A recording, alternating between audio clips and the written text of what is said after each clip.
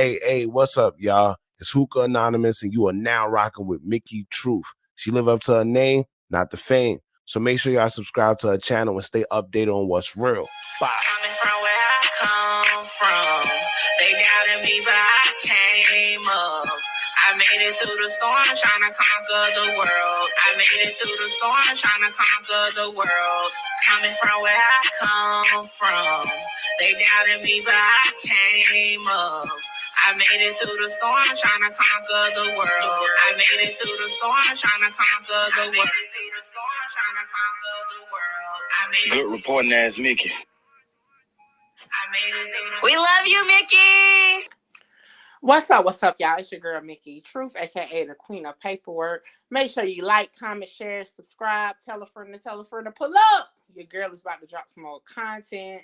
As always, all information contained in this video is for entertainment and educational purposes only. All information used in this video is for the Fair Use Act, and any conclusion that you draw is on you, not me. So let's get it. And this is going to be a quick video. I meant to do this video tonight, however, I got sidetracked. All right, and I have to go live tonight. So let's get to it. Lil Boosie Badass, or Boosie, whichever name that you call him, has had a motion found on his federal case to dismiss. What's so crazy about the motion to dismiss is why they're saying it's a motion to dismiss, okay? Like, for sure. And what's so crazy, let me get straight into it. Excuse me, y'all. Y'all know I'm still dealing with a little under the weather, but here we go. So, the argument for the motion to dismiss is this. Mr. Hatch firmly believes the United States Constitution guarantees his right of individual liberties, including freedom of expression, freedom from unreasonable searches and seizures, and of his Second Amendment right to bear arms for protection and self-defense. So yes, without going into this long, drawn-out paperwork, it's 23 pages, Lil Boosie's legal team is stating they are violating his constitution by stating he cannot bear arms as a felon of non-violent offenses. Yes, that is his grounds.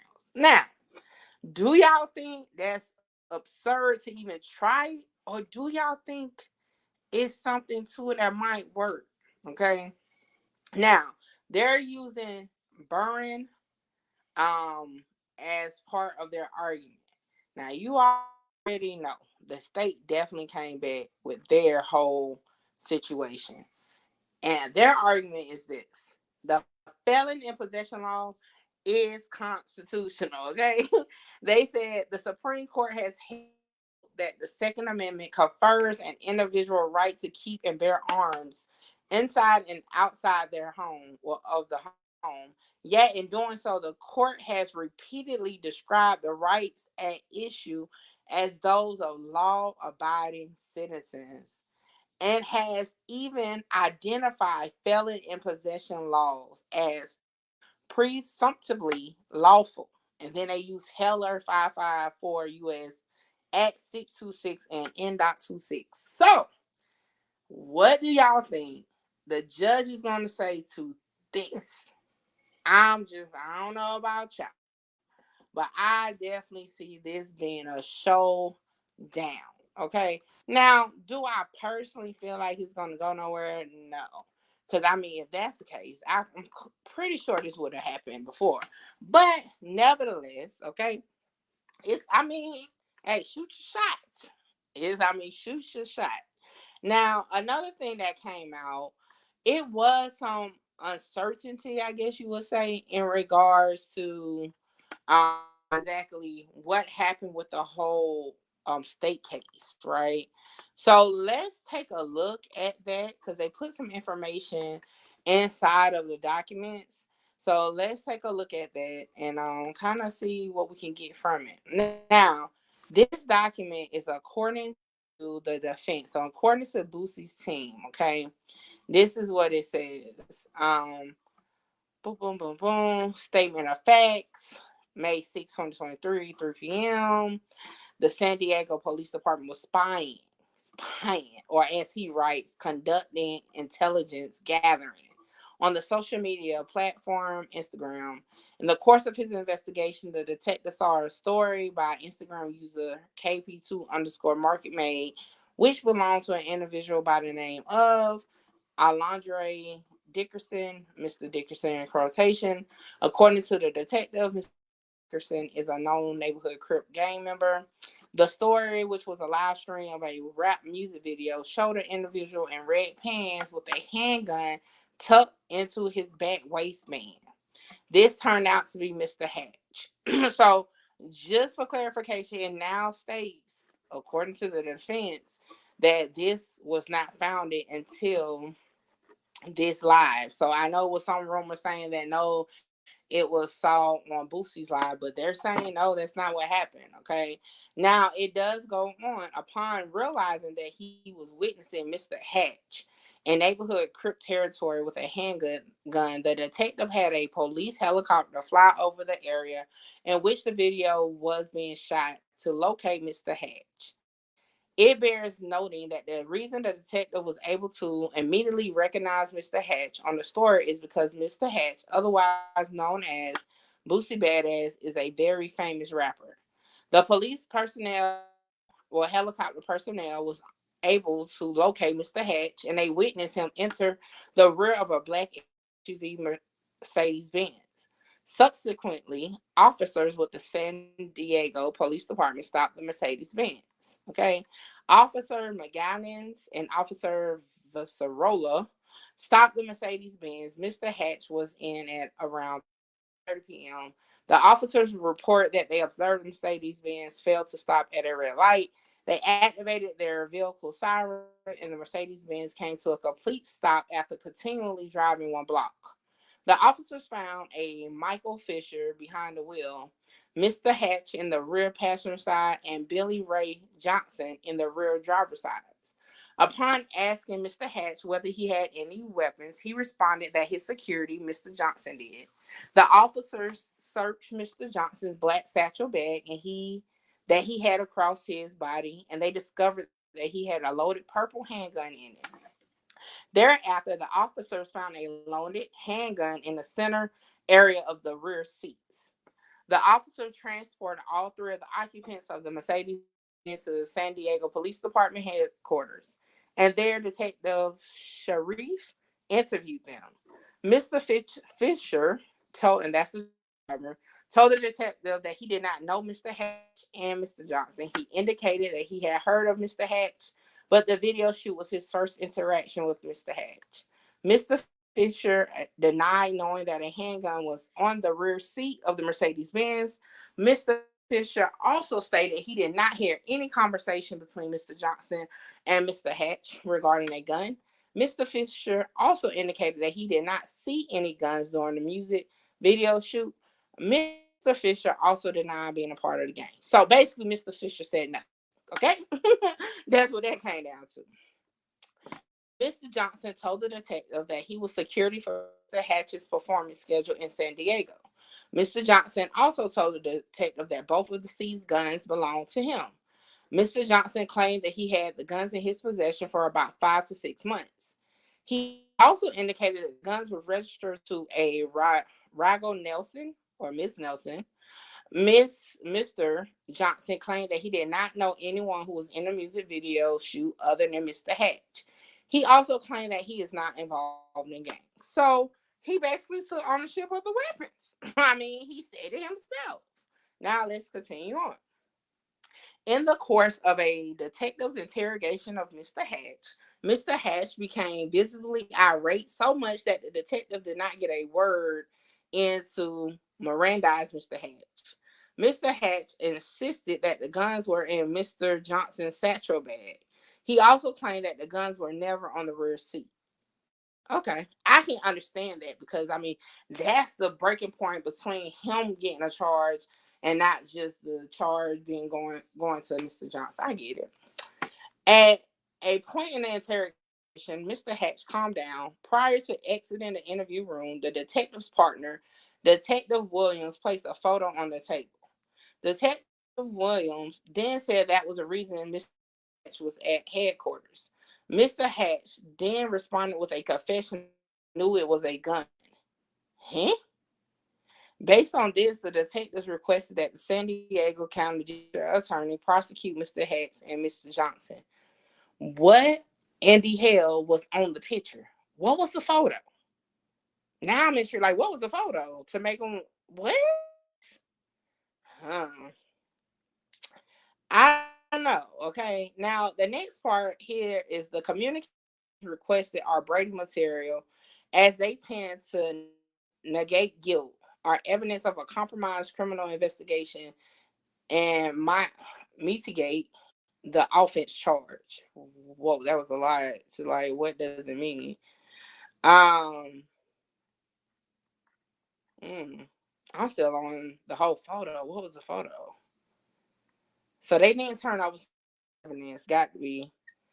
Here you go. It say here, Mr. Hatch is entitled to the communication sought as they establish the basis of exculpatory argument as to one, the compromised quality of the investigation conducted against Mr.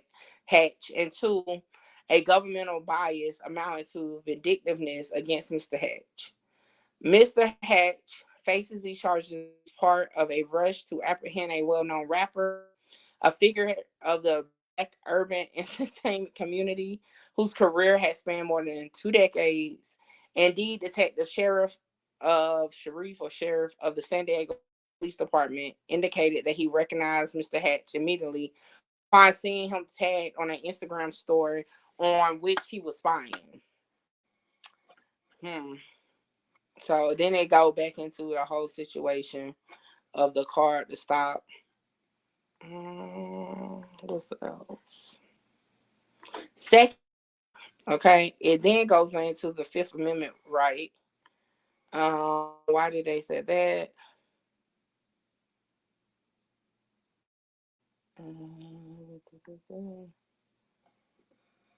Violation. Well, if he were Mirandized, that could be the Fifth Amendment right violation. So that may have been an attempt, to do it. To like have that later on. Hey, he ain't new to this, okay? It's quite arguably the prosecution in the instant is nothing more than an act of governmental vindictiveness for Mr. Hatch taking advantage of his constitutional right, namely to change his plea from not guilty to guilty in exchange for a bargain from the court. Now here we go into the whole situation why it just went left, okay? And being quite outspoken as protected by the First Amendment, right? And said, "Elf, the San Diego police. It is quite alarming and too coincidental to indeed be coincidental that on the very morning that Mr. Hatch was set to enter a guilty plea in his state version of the instant matter, federal agents apprehended Mr. Hatch in the hallway of the state court. Immediately thereafter, Mr. Hatch faced the same exact charge he faced in state court, but rather in the United States District Court of Southern District of California. As related aside, an act of retaliation of this nature might well have a chilling effect on the process of the plea bargain in state court should a popular apprehension arise that should the state court outcome be too favorable to the defendant. The federal government might inject itself to the determinant of the defendant in a state plea bargain. So basically saying the feds didn't want him to get probation because it is stated that he was supposed to get probation in that state case. So that was something, right? Now they do also include this, and this is the state. Hold on, is this the state? Yeah. My bad, y'all. This is the defense who provided the state info too. So hold on, let me bring this up. This is Exhibit B. It says, "Good morning. Our BWC coordinator was, unbeknownst to me, on vacation the past week. Therefore, I went ahead and put the BWC on thumb drive for discovery. That should be available at some point today. Additionally, the photographs from the arrest, gun, car, etc., failed to upload properly from SDPD, San Diego Police Department. The case detective will burn them directly to this for me when he gets to work after 2. I have yet to be in possession of the certified documents from Louisiana where I am. I will send them to you. Additionally, as I mentioned, we obtain a search warrant for the swab. I will withdraw the motion. A detective will present in court to collect the sample. I'm hoping that won't be any further objections. Our official offer at this point is no offers. If you want to make an offer today, I can run it by my supervisor before tomorrow's readiness. Or in the alternative, maybe Judge Morin will take a plea to the sheet and put this to rest. If you have any questions, I'll be at my desk in the morning. Next is the actual officer report from the date of the arrest. Okay. And whoa. What? What the world? Hold up. All right. I didn't even notice that it said all. So this is what it said, okay? And this is the report from the officer himself. On May 6, 2023, at approximately 14:50 hours, I was conducting intelligence gathering while using the social media platform Instagram. The Instagram handle KP2 underscore market made posted a story of an unknown black male wearing red pants and white t-shirt filming a music video in what appeared to be a backyard. The male had a black handgun tucked into his back waistband. The Instagram handle KP2 underscore market made is Alondre Dickerson, then it gets a birthday. I arrested Dickerson on 4/7/23 for the charge 32 PC accessory to murder. Dickerson is a neighborhood gang member. I clicked on the profile Dickerson had tagged on the story of the male with the firearm in his back waistband. The Instagram handle was Mama He Live Again 2.0.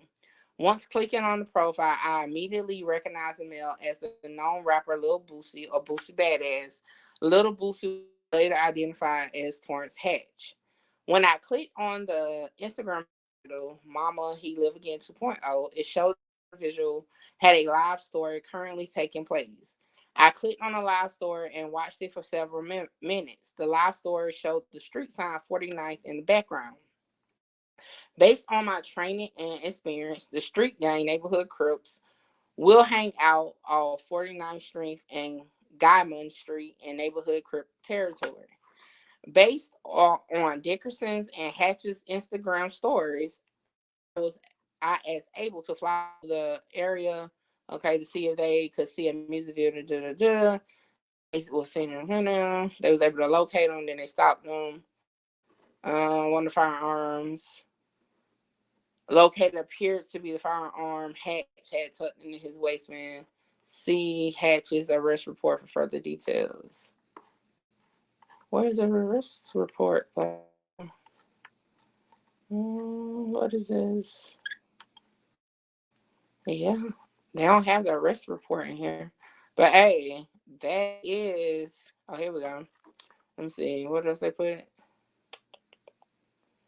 Therefore, I witnessed Mr. Carberry walk past Mr. Hatch in the hallway in front of the courtroom. He nodded his head and grinned and said, "So long," arrogantly to Mr. Hatch. Therefore, on June 14, 2023, Mr. Hatch was prepared to accept the court's offer. Indeed, my co-counsel and he were found filling out his change of plea forms in the hallway in the front of the Honorable Judge Morin's courtroom when they found out the ATF agents would be arresting him. So, they was going to not prosecute him anyway. Said they was already there to get him. Wow.